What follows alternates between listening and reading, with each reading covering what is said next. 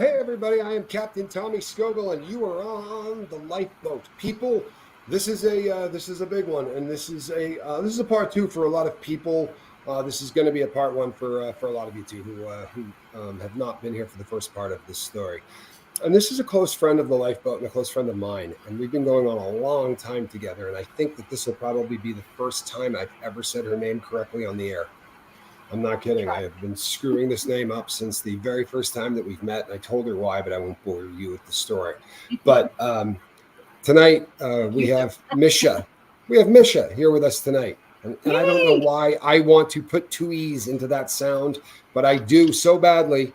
But we have Misha here with us tonight. And this is a hard story, people. And it's one of the reasons that sometimes it's easier to just not be looked at, and I love that, and I respect that, and I think that that's a solid thing. But Mish is going to be talking about pretty much the ultimate loss, people, and I know that a lot of you are going to relate to this because so many of you have written to me in the past. But Misha, this takes guts, and I applaud you before we even start. But welcome back to the lifeboat. How are you, my friend? Thanks. All things considered, I'm pretty good. I'm good. I've got the boat on my side, so I'm thankful for that. Well, and I And you said my promise you, name you correctly. always will. There's Squirrel. And I said your name right? One You of the did great. L's. Yeah. Woo woo. Back to Um, back, right? Two of them. right. So now we've got my youngest one's with me. She says hi with her hand. It's an Um, honor.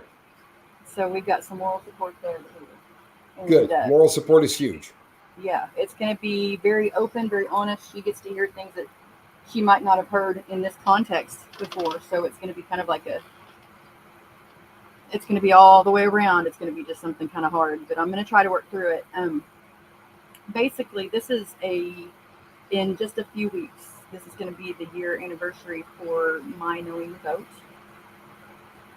And that is a very bittersweet thing because I've got a lot of new family that I couldn't live without. But the reason I found the boat found me is because December 26th, the day after Christmas, I got a phone call that nobody ever wants to get. I had my middle daughter had been homeless and in Baton Rouge, Louisiana, for going on almost 9 years. And the Baton Rouge Police Department called me and told me that she had been taken from me. Um, I said, "Who did it?" Because well, let me back up a little bit. And I'm gonna be just balls to the wall, y'all. Sorry, because that's just who I am. I can't be like focused and Misha, Misha, you get through this anyway. You get through this. We're all with you. All right. uh, Christmas Eve. My daughter and I were talking, and she had finally decided she was going to come home. We were talking. We were trying to get her some survey money because I've got a lot of resources in that aspect, and so I was trying to get her some money, and we just were talking like normal because we have a very close relationship. My daughters and I don't hold things back. We are open, even if we don't like what the other one's doing. We still are always there with each other, and we share our strengths and our struggles. Um, and so I knew a lot of what was going on with her. I just at that point I wasn't able to do what I could as a mom, what I should have, and what I wanted to do because life happens. But she was coming home, and we were talking, and all of a sudden, um, it was like a different wind kind of had changed. And she says, "But I'm talking to my mom. It's Christmas Eve." And so at this point, I'm realizing something's going on, and I'm trying to talk our code to her because we have special code words. And she wasn't getting what I was saying, and I didn't understand that. Now I realized she didn't want. I wasn't the one that was not understanding. I wasn't getting the code back. Because in our world as parents, we don't always want to see the truth of what things are, even though we need to, because we don't want to think that our children are in danger when they're not, or when they are. if we can't do anything. I think I was almost blinded to the fact because of everything that, I had had moments off and on through those years where I had ghosted out moments where I couldn't get a hold of her. Right. And I Misha, was this one conversation or were you guys talking throughout the day? This is the one conversation that day. Okay. I mean, Okay. well, no, I take that back because we had, many conversations where we were doing stuff that was actually that day too. One time I actually had gotten onto her because I was trying to get her a survey. It was like a really quick deal. And I was trying to explain it to her, and I got kind of mad at her actually because she was not listening. She was just not even answering me back. But then this conversation, the one that I'll focus on, is the last one. Literally, she says, "I'll call you back." And I know that air. Sorry. No, you're all right.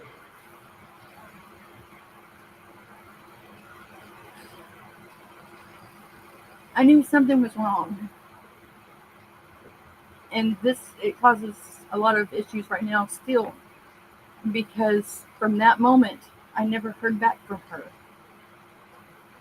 All through Christmas, I never heard and just had a horrible feeling. And then Christmas Eve, I got the phone call from the police department and told me that my baby girl was gone. And so I automatically knew that something had happened. I said, "Who did it?" And he says, "Nobody." "What do you mean?" And I said, "Who hurt her?" And he says, "She did it to herself."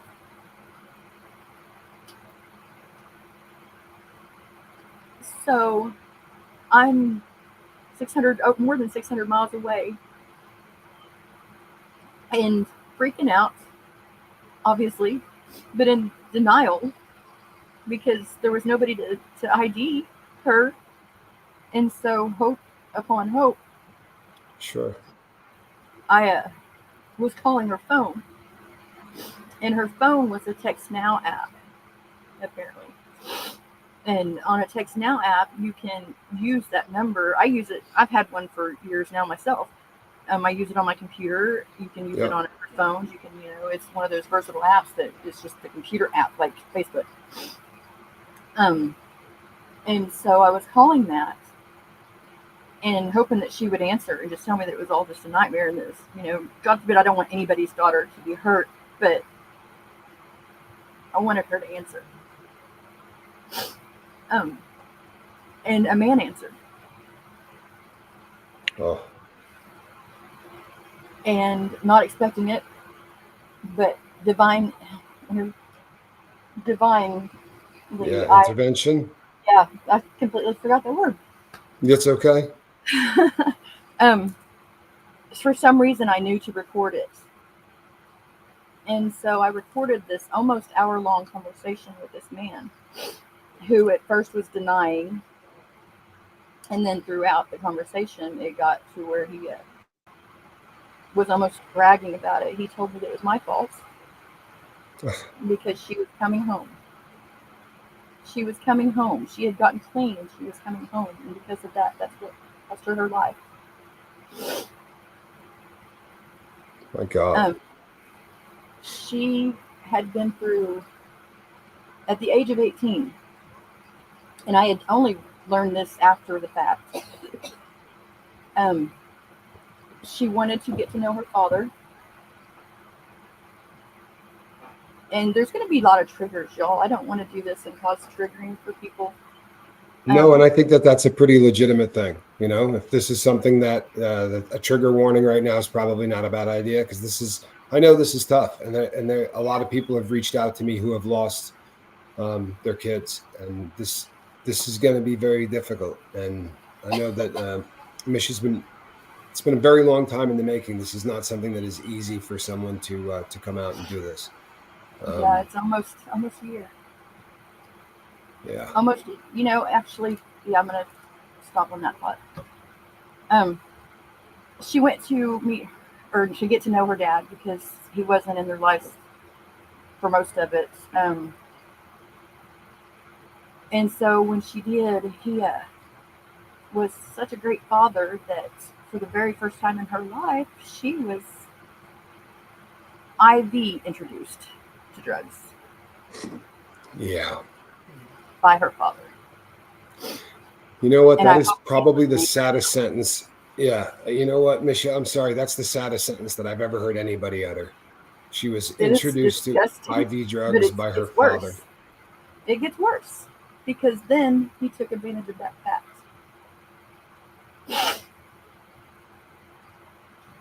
And so my daughter,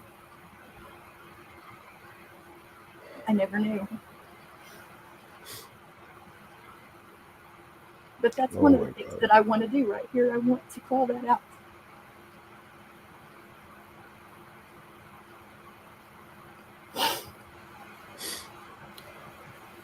Wow. Misha, what is the Baton Rouge Police Department doing about this? Another Where reason is why this? I'm on here. It's not just the man who killed my daughter that I want to get justice for, Christina. It is from all of us, me, her father, the rehab centers, the hospitals, the so many support people that should have been there that didn't do their jobs. Whenever he told me that, they let me, for at least a good few weeks, they let me think that she had done this to herself. And then finally, I got a call from the homicide department, and I have so much information because every single one of her Facebook accounts I've kept, and I've done diaries on, and I've kept every single friends list. I've kept pictures. I've kept so much information. My daughter was being trafficked. She left after everything happened with her dad. She went to Louisiana, and she had no family. She had no friends. She didn't have resources like you would, like I had whenever I went homeless. I had Right. resources, she didn't have that. And she was very trusting, very open, very wanted to help other people. And so people took advantage of that while she was there, and she became trafficked. I have all this information. I have the hour-long phone call with this man. And immediately the detective told me, we put an APB out for him. We're going to look for him. I'm probably not going to read the comments because I'm not going to. Yeah. You'll have time to do that after the fact. How long after you got the call did this start to happen with the investigation? Like, how far along into the investigation did this take place? I want to say it was at least a good. You remember, baby? It's all such a it blends together. I believe that. No more than a month, probably. Okay. We talked to the homicide. She don't know. But yeah, not very long, but still long enough. And I was told to keep it. Huh? Surely not. No, it wasn't, because no, it wasn't that way. Anyway, sorry. You're right. No, they were working with us, and I got maybe 5 emails back and forth. It was a week, Allison. She says, because I was still getting phone calls from Cedric, which is the man, and I shouldn't have probably said that, but I did. But I'm still getting phone calls at this time from him. I guess he was panicking and started trying to call me and wanted to talk to me some more. And so I was sending them to the detective, and she said, don't answer them, don't talk to him. But all of this I was supposed to keep secret through everything. We've had close family members that got tattoos in her honor for something that was not right as far as her case. Like, that's not the truth. And they were getting tattoos in her honor for that. And I'm having to see all of this and not able to say anything to anybody because, I'm supposed to be keeping it quiet. So the police told you to keep this under wraps. Yes. But what has happened in the investigation? Is Well, anybody under arrest? Where do we yes, sit today? Okay. yes. She told me that they were going to have an APB out, that they were actively looking for him, and that they would get in contact with me. Well, then nothing happens, and then the 4th of July week, I got a phone call. Well, no, okay, back it up. The autopsy, they have like 90 days to get you the autopsy, and so I'm calling. What's going on? What's going on? And I finally get, at the very last day that they're allowed, I get the autopsy, and it says on the police report, or on the autopsy, she was a known drug addict. The very first few words in this entire summary of her life, she was a known drug addict. And they might as well, like a telegram, ... because that's all that it was. Yeah. She was a drug addict. That was the end of it for everybody involved, right? Yeah. But then right after that, no longer a person. Exactly. And it says right after that, it says no bullet, no gun found. So, but they still had it classified overdose. as, yeah. Just they still classified it. I just recently found this out, that they still had it classified as a suicide. 4th of July, the 3rd of July, a woman was found beaten to death. The 5th of July, her autopsy was already back, and they had this man arrested. They arrested him in the very same apartment complex that supposedly this happened with my daughter. But they had an APB out. Wow. They gave him, I want to say, $50,000 bail amount that was tentative, that was dependent upon house arrest. Right. But mind you, all three of these people were homeless and were squatting in these apartments. Well, I'll tell you something else. I couldn't get bail.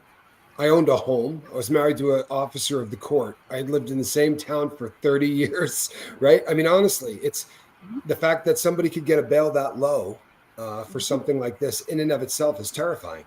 Terrifying. On a $50,000 bail, you got to come up with $5,000, right? That's the bond amount on that. I mean, the bond amount is 50 and the bail amount is 5. That's insanity. House arrest too, mind you, being homeless. Right. So did this person bond out? No. Oh, thank God. See, I had an $80,000 bond at one time. I had a $500,000 bond at one time. But I mean, on the last time around, they just said, we're not doing it. We're not even going to have a bond hearing. They would not have a bond hearing. I owned a home in the city. my family lived in the city, right? I had so many ties to the community, but it's amazing to me that the people they will offer bail or bond to and the people that they don't. It's it does sound like corruption, doesn't it? It just does not sound right all the way around. There's a lot more that I'm not going to say. There's a lot. If a person were to do their investigation like I have and like my husband has, the stuff we can find out. So, come to find out, stopping for a minute because this girl did not have to die, because all the information, all the stuff that I just personally had given them, they allowed that person to go out and kill again. Yeah, that's exactly what they did. They allowed this person to go out and kill again. And this makes me angry. Well, and you know what? That's the kind of stuff that has to come out. And we saw this with the Ashton Kutcher thing, right? If Ashton Kutcher had made a phone call when he found the body, right? That instead he let this person go on and murder another human being because he was just a callous piece of crap. But this police department did the same thing by malfeasance, by dropping the ball. They literally allowed another human being to be murdered, and you know what? They should be held accountable for that. Yeah. Now, I also need to tell everybody, Misha, that because they may not know, there's also a bit of a gag on you because there's things you can't talk about for multiple reasons, correct? Right. Yeah. Okay. Yeah. Can I tell them what that reason is if I don't expound on it? Go for it. Okay, because there is been a reality show that they're filming about this. This stinks, right, at a lot of levels. But fortunately, you know what, Misha and I were in a chat room together that was not. We were in a chat on somebody else's channel. It wasn't the lifeboat. It wasn't anything. And I just, she was sharing the story, and I reached out and said this. You know, I'm so sorry for your loss, and sort of recommended the boat, and Misha's been here every day since. You know, and it's just really sort of It's become become, family. yeah, it's Yeah. more so than anybody can ever realize. I may not always be on there. You may not always see me, but even when I'm not, I'm doing something 70% of the time has something to do with boat. The boat has literally saved my life because I hate to think of where I would be if not for the boat. I'm not sure where the boat would be without you. I mean, you really, you also came at a time where this was a very, very small channel. I Yeah. mean, when you showed up, this was not the size channel that it is now. But I want to say there's 3,500 somewhere right around there. yeah, and about 35 people in a live chat, you know, on a good Yeah, I night. could keep up But with the chat. yeah, back then you really could, right? Right. But I'm so glad that we're starting to get some more of the story out, because I think for a lot of reasons. One is that the healing in this is going to be the hardest thing ever. It is. There's no and you know what? These situations, there's not a great ending. No. I mean, even justice isn't a great ending, and I've watched people get through the entire process and get to the end, and there's almost like a postpartum, because you know, you do hope for the closure, and you do hope for, and then there's just sort of a letdown, because it's nothing's ever going to fix this, right, at all. Nothing's But going to the bring it more back. nothing's going to bring it back, and the more people here who understand what you're going through, Misha, when you pop up in the chat and say, you know, I'm really having a bad day, the more people understand. This is really what I'm talking about when I say don't suffer in silence. You know what I mean? We talk about connection, and sometimes it sounds highfalutin, and it sounds like new age garbage or whatever, but when you open up and you talk about things that really hurt you, and the people that can care about you, and the people that you are connecting with understand what you're going through, all of a sudden sympathy and empathy become something that are real, instead of buzzwords, or you know, like sound bites, right? So I think it takes incredible courage to come on here. I can't imagine, and I'm being 100% honest on this. I can't imagine, you know, being able to do what you're doing, and I have a lot of respect for it. And it's a cautionary tale too. You know, it really is. So These are much so. scary times. And, Yeah. you know, I actually only got the phone call. Like, I got the phone call when everything happened, the 4th of July. I think I just took care of the dog whining noise. But I got the call then, and then that was just to tell me that he had been arrested. And then September is whenever I was finally told officially by the Baton Rouge Police Department that they were actively seeking him, and they were going to charge him with second-degree murder.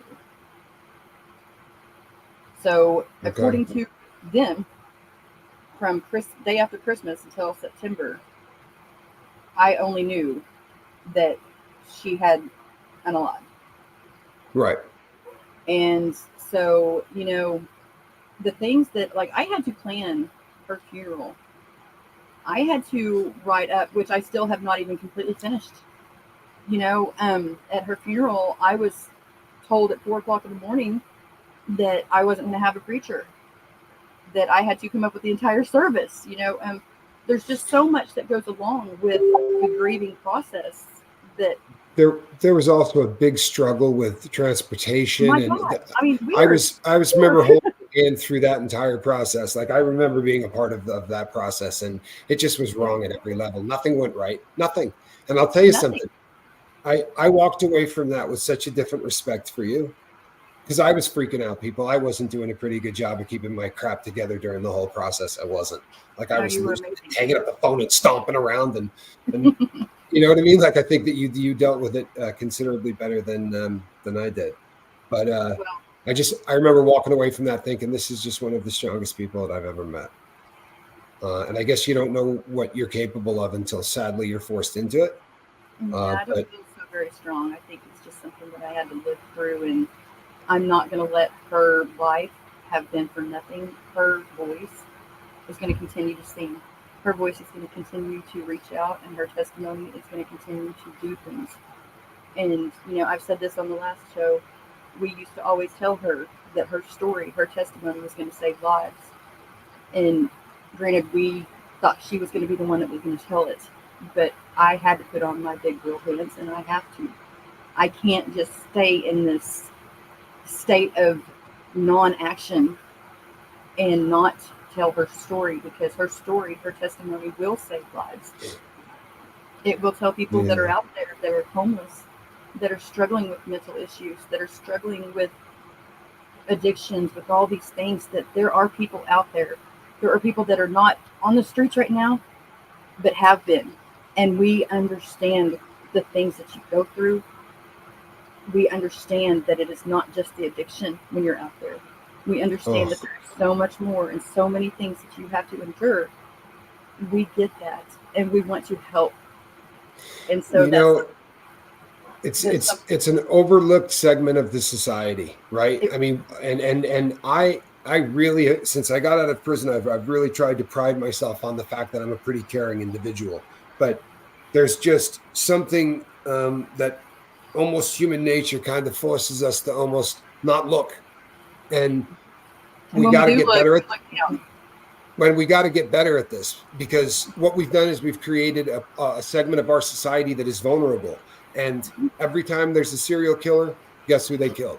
Every time there's a sicko out there that's preying on people, guess who they're going after? Because they know that if they go after the most sort of marginalized part of society, if they go after the people that are, really at their worst point, then there's just not going to be anybody to miss them, and there's not going to be a phone call to be made. And it's horrifying. It's absolutely horrifying. And the more we address it, and the more people have the guts. And you know what? When you were describing and saying, I don't consider myself strong, I'm just doing this, and this. And what you did was describe just the strongest person again, like you really did. And it's great that you don't say it, because there's something lovely about humble. But what you're doing is incredible. And you're not looking at the chat, but they see it too. Right. This is such a hard thing. And it is going to save lives, Misha. I promise you that it's going to save lives. And thankfully, this is getting big enough where the messages are getting out further and further. And when your story comes out in its other format that we're not going to get super into today, that's also going to it's an amazing thing when someone can take the most painful thing that can ever happen to them and say, I'm going to do something great with this. Right. I think that takes a really special human being. Q is that person. You know what I mean? Like he's in there and he's screwed, and he just thinks, I'm going to save one after another, and that's the best I can do. And he's a great person. And I think you're doing the same thing. And I have a tremendous amount of respect for you. Same way I did for him, for real. Well, I want to actually say something about that, because I know that every great now and then, some way, somehow, he is able to see or hear even maybe these shows, and I would love to extend my own gratitude and appreciation and prayers and love back to Q, because if not for Q, none of us would have this life-saving experience. That's awesome. You so much, Q. You are amazing in the things that you have done. Your ripples go and go and ripple and go and go. Every time we make a ripple, then it goes with those. That's your ripple started. And his mom is listening. She's here every single night. His mom. Yeah, she doesn't miss a boat. So that will get back to him, I promise you. And we're fighting for him too. So never give up. And those of you who are into positive energy, Q is good enough. You'd struggle really bad if I tried to do the name thing. Q will work, I promise. But yeah, I appreciate that. I do. You have no idea what that means to me. It's really a beautiful thing. And you know what? Please tell us that you're going to continue to keep us in this the entire way. Absolutely. Right? There's going to be more than just it's not a reality show. It's a documentary. You know what? Yeah. There's two of them. There's going to be the documentary and then the movie as well. But there's more than just that. We're doing, I'm trying to do a nonprofit. I'm trying to, I'm trying to do stuff eventually on my channel because we want to do things for people with resources for people, but I want to call a call to action to people. I I have love it. ADHD. I have many neurodivergent issues. If you had a tag that said, "Hi, my name is," it would say so many things, blah, blah, blah, blah, you know? Um, and so I can't focus now that there's the grief on me as well and all of this. I can't focus like I need to, but there's people out there that can organize. Yep. I can do the ideas, I can do the screaming, I can do so many things. And so many of us on the boat can do so much. I want to call a call to action. Anybody that wants to work together, let's do this. Instead of just talking about it, let's start getting action parts. Let's start doing it. On my channel, within the next, by the end of this weekend, I will have a voicemail up.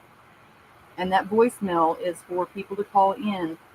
Sometimes when we tell our story, or we just need to vent, or we just need to scream, or we just need to do whatever, we don't really necessarily, we want to talk to somebody, but we don't want to be interrupted.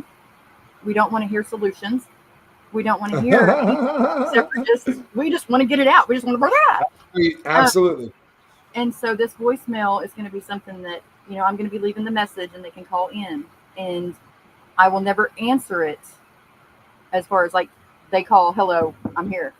But Right. they will Yeah. be able to leave their message. And in doing so, people that have lost family members, or they're fighting with family members, or for some reason or other, they're not ever going to be able to hear a message that they need to hear. These messages, you can tell me if you want to be anonymous, and I can do the voice changer, or you can, Right. however you want to do it. But I will, with a video, some kind of video to go in the background, I will replay these.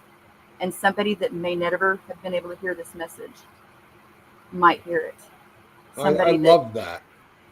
I think it's really important to get ourselves out there. We all are every single person that is on this boat has a story to tell. We all have stories, and they are just as hard to that person as they are to the next person. It's just differences because we're all individuals. No question. Every single person's story is so pivotal to them, and it's the most Yes. important thing. I'll tell you something, Misha. You know what? The bigger the boat gets, obviously, the better. The farther we push out, that's super exciting. And you know what? Kind of the busier I get, I promise you that there is a block of me that is going to be put up for whatever you need in this. Right? I promise you that no matter how busy I get ever, there will be a block of my time that is put up for whatever form that takes. If it's a I have no doubt. nonprofit, or if it's a charity, or if it's whatever, I will be there to do whatever I can, lending my time and my name and my efforts to do whatever I can do to help that. And that's why I'm able to do what I'm doing and what I plan on doing, is because I know I've got the support of the boat. And anytime I ever need you, Tommy, I message you. Even if it's something silly, you still answer back. But That's it's getting harder and harder to answer. It is. So it's that's getting a the little thing tougher. too. There's different channels that are starting to take effect, and I really love the fact that you're helping promote, because we can all be. The more of them, the better. Yeah, because The like me, more when it's of the them, the chat, better. when the chat's going on, my eyes, I'm literally losing my eyesight, and so I can't keep up with the chat like I need to, because it's like in triplets, and I get this guilt, this overwhelming guilt. We've got to find ways that we can still stay the boat, but we can be there for each other and truly be there. I agree, and I got some help coming in. We're going to be doing some pretty cool stuff with our own server over in Discord. We're getting some stuff built. It's going to require a little bit of learning curve. And look, I'm the dumbest of all of us, so if I can pull this off, you're going to. The people I'm bringing in they promise me they're going to idiot proof this, and more importantly, this is going to be one of the most protected places that you'll be able to go. If a dirtbag were to come in and just say something stupid, they'd be nuked. There's supposedly, right? There's supposed to be a really bitchin' AI program that just there is. nukes I actually them. was on it last night. That just nukes, that just nukes them. Like, you can't be a troll. I think that is the coolest concept. Yes, I was tingling reading about this. I'm like, oh my god, it's the ultimate wrench. Right? Like our wrenches can actually just talk to people and not worry about anything else. Exactly. Like an idiot shows up and it's done. So there's a lot of exciting stuff. And it can be integrated into the YouTube. And so that's the reason I'm excited about that too. It's coming. There's some really cool stuff coming that's going to be able to make the people who just like to hate, or the people that just like to sow seeds of discord, so to speak, are going to have a very difficult time doing it. But you know something? you came along at a really great time in my life too, for real. That your story was heartbreaking. I'm just going to be honest; it was heartbreaking. But I tried to uh, keep it not so this time because I wasn't able to hardly make it through last time, and I've got to you get know, you did where I great. can do You some did things great. with her. I'm so proud of how you did today. No, but I mean the first time you and I talked. I mean the Oh first yeah. time you and I talked. Like, but it was also at a really odd time with the boat. And I don't want this to come out wrong at all. But you know what? You really needed the boat, like in a big way. I needed the And boat more than I will ever even realize. and It was and and you so know what? huge. The boat needed to be needed. That was at a time where I promise you, like the boat needed to be needed. There were some when you do shows for a really long time and there aren't a lot of people, it's hard not to have a you know your the faith in the project gets shaken no matter how strong your faith is. You start to have those moments where you're like, you know what, I'm wasting my time here. And I the kind of the feel like that just interaction, yesterday too. well, the interaction with you and me was really a beautiful thing. It was Yeah. I the boat felt like it was doing something, and when you came over, everybody got it. It was a small enough thing where everybody got it, and everybody knew what you were going through, and the support was so palpable that I can't tell you what I got out of you coming over to the boat.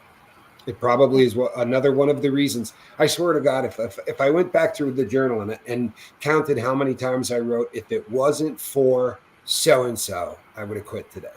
And I Mhm. know Alan Ballantyne's probably in there 3 times that way. You're in there a couple of times, and there are just so many people that I've written that about. And I think it's that kind of community, you know, when you're just dragging or something's just not going right. There's always, you know, somebody here that either it doesn't even necessarily mean they're having a great day. Maybe they just need you so bad that it kind of puts in perspective that, you know what, we all do need each other, and this connection thing, This connection the thing. it's the real thing. It It really is. is, people. It is, It and is the real. watching it play out, there was an experience a while back on somebody that had come on, and they were going through the ringer, and to watch in real time a group of about 15 people from the boat all came together, and there were no questions other than just what needed to be asked, and everybody did their part, and we all were able to watch such a transformation. And that, I've seen it before, I've been involved in stuff like that before, but this time, I special, know. special, and it was so I beautiful. watched it. I know which one you're talking about. Well I oiled didn't. I machine. didn't That's watch what it I'm saying. live, but It's I'm kidding. beautiful, and It's a that is what is beautiful going thing. on. Yeah, that's what's going on every single day with the boat. And my God, just the timing, the people, the paths that have led us here. Not always have they been therapeutic. Not always have they been. It's been hard for most of us to get here. And Oh so, yeah. why not take what we've done and make it a beautiful thing? Why not take It, our pain and put it into something that others don't have to have such pain? That's what I want well, to do. That's what I want to do with Christina's legacy. That's what I want to. You know, the man who did this to her, I don't blame him as much as I do the rest of us because he's a product of this too, of this world. And to me, the best justice I will never see. Nothing will bring her back. But for him to look at himself and see what he has taken away from this world, and for him to get himself right with whatever he needs to get himself right with, that is justice to me. That, praying for him, I never thought I Misha, could do. you are a beautiful human being. You are a beautiful human being. I've I've journaled about that.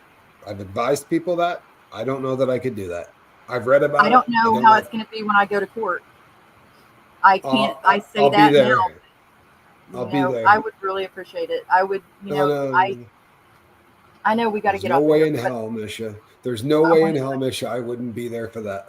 I I promise you, want to hon, tell I'll you be there. something because every time I've been to court has been a very bad thing. It's been a very hard thing because when I went to court, people were looking down their noses at me, and I was feeling Right. guilty, and I was the derelict of society, and it's just never been good. So when I I get heard that it. I was going to have to go to court, I was like, same thing. And when you were Instant talking, terror. yeah, Instant yeah, terror.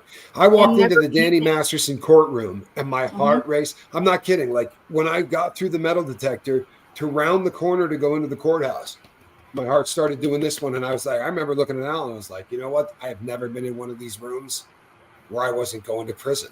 Like every time I've ever been in one of these rooms, when I left, I was going to prison like this. Yeah. And it does mess with you. I will happily go there with you. I'll Oh my gosh. happily go Well, there with you you. I were promise. talking and you were talking about going to a different person's hearing, and it just popped in my head. And I Yeah. thought, Tommy, come with me. And it totally changed my thinking about this, because not only you, but other people from the boat have said that they would come. And it made me realize that I don't have to live underneath those thoughts anymore. I'm not No, you I'm know, not submitted to that anymore. I'm free. I've got family. I've got friends now. you're killing it. You're killing it. So You really are. you guys have really just, I hope everybody gets the experiences, at least part of what I've gotten from this place. You Even know though it's what? not tangible, it is tangible. We get quite a lot out of you. The beautiful thing about this thing is it really does. Everybody kinds to get together, and each time somebody else joins, like the tapestry of the boat gets bigger and better, and it just gets stronger. And everybody sort of lends their, we're all just slightly different, but everybody's pulling in the same direction. And the things that make us different are actually what makes the boat better. Like in the That's rest of it. the world, the stuff that makes you different makes it worse. But the fact that we're all just a little bit different, but that we all understand. I mean, honestly, this is something I tried to explain to somebody once, and I know you get this, but you get two drug addicts in a room, and there's Mhm. something else that's going on, right? That just it's a statement on society. It's two people that are arguing. It's whatever it is. Those addicts will make eye contact, and in 2 seconds, they will have a 25-word conversation each, right? Literally. Without saying a word. And it's just one of those things that every addict, I was in traffic with my brother, and somebody looked down from a truck right after somebody cut us off. And the person that cut both of us off gave a wave like, hey, I'm really sorry. And the guy in the truck looked over like, I don't care what that wave was. I'd still like to get out of this car and stomp that person out like a brush fire, right? It was just the most distinctive kind of look. And it was super, super obvious. And I said to my brother, you think that dude does dope?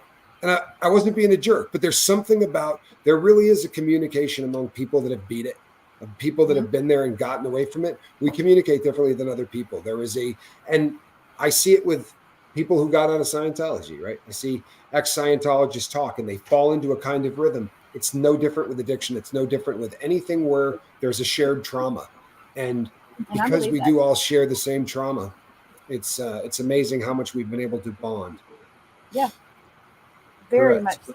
I mean, I have more of that story too one day, but I think just the fact of feeling like you are not yourself and not being able to be yourself when you realize that you can be, there's such a power in that. And to be able to get away from being under anything, you have to become empowered within yourself. You have to realize that, hey, there's more to me than this. I need to not let my light be hidden. I need to let it shine and stop damping it. We've got to start showing our light and being proud of who we are. Else we'll never get away from any of it. I want to That's show exactly this right. real quick, if you don't Please. mind. This No. is this is Christina. She was working at McDonald's and had a bad day. And so, like all of us do, we get on Facebook and we make our little videos. Right. And so she did this. And so it's a good message. I hope it comes through right. I hope my settings are okay. So let's try it. Okay. Let's say. Can you hear? No. One sec. One moment, please. Okay. Now you should be able to. Remember now? People come through. Yes. Um, um, let me get 6 chickens. Wait, no, just give me 2 more chickens. No, I want to put it on the receipt. What they don't know is every time we delete something after one item, we have to get a code. And so our managers get mad when we have to delete it. Number 2, when you go to get somebody to change and they drop their hand like this and let the change fall on the ground and then ask you if they're going to pick it up. Who makes me really? Number 3, the way people treat you. They treat you like the gum on a bottom of somebody's shoe. It's ridiculous. Yeah, we all have our own jobs out there. And you know what? This isn't a fair every job. It's a job to make it until you can get to it and get better in the future.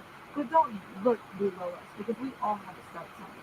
You know, nothing a teenager do in life. So next time you go into a fast food restaurant, think about the people and their parents before you act like they're just nothing, okay? Because we are something. And without us, you wouldn't be able to get your food. So you should be appreciative that we're out here trying to have good customer service and treat you good and give you good food.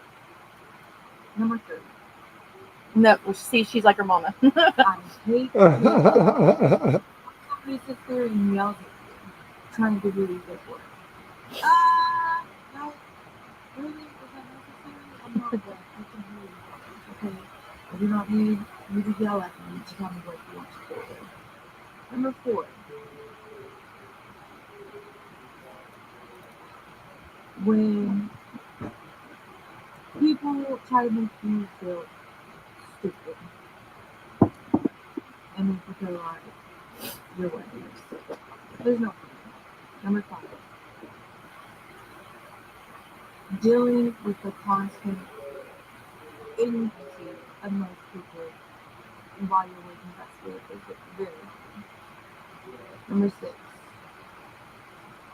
Other employees try to sexually harass you. That's a really good one. I do not like that. I do not appreciate it. And I know most females out there don't appreciate it. So men, if you're a guy and you work with ladies at your job, do not try to sexually harass them. Because it really hurts their feelings and makes them feel really uncomfortable, okay? Number 7.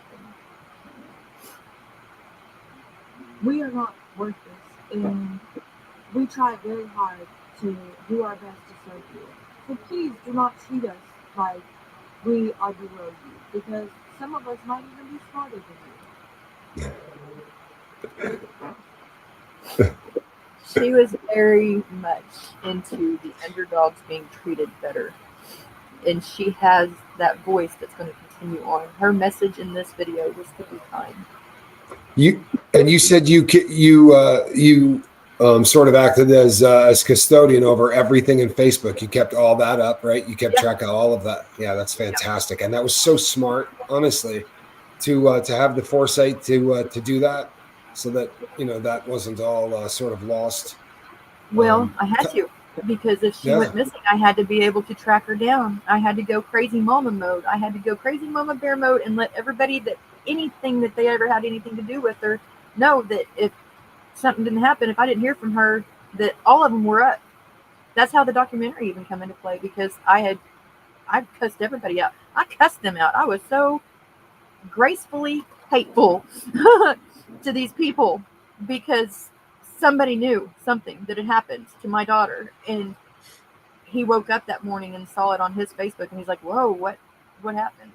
We got stalking, because he knew Christina pretty well. She had been talking and working with him about something like this, just not on her, but she was helping a documentary before everything happened, because she wanted to get this story out. And so it's just her life, her story is going to continue on, and it's going to save people. It's going to help people. It's going to let people know that there's people out there, even if you don't think so.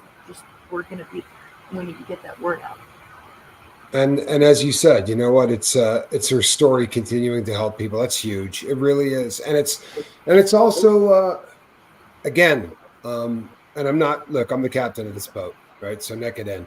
But this does show incredible strength. It really does. And I don't think that there's a better fitting tribute.